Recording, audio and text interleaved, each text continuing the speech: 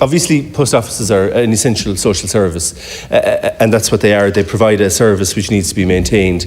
I was a TD from 2011 to 2016 when, because of the completely reckless behaviour of previous governments, there was a complete retrenchment of public services. Savings had to be found everywhere, in the most horrible places imaginable. That put huge pressure on the post office network. There were a number of post offices pinned to close. I worked with local communities in Broadford and Cracklow, and their work prevented the closure of those post offices. Unfortunately, during the lifetime of the last Dáil, other post offices did close. I just want to make the point that the deficit that we're running at the moment is going to lead to similar pressures on post offices and on public services.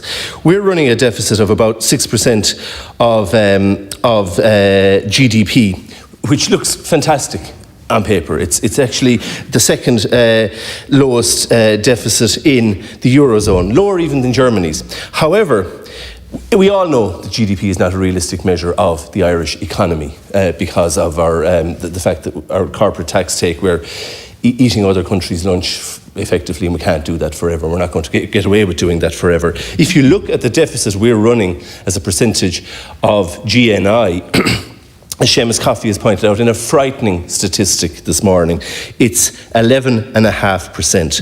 It's the highest deficit anywhere in the European Union. Now, there is a price to be paid for that, and that will be social services, including post offices. One thing I'd like to point out is DPD have just announced that they're hiring 300 people.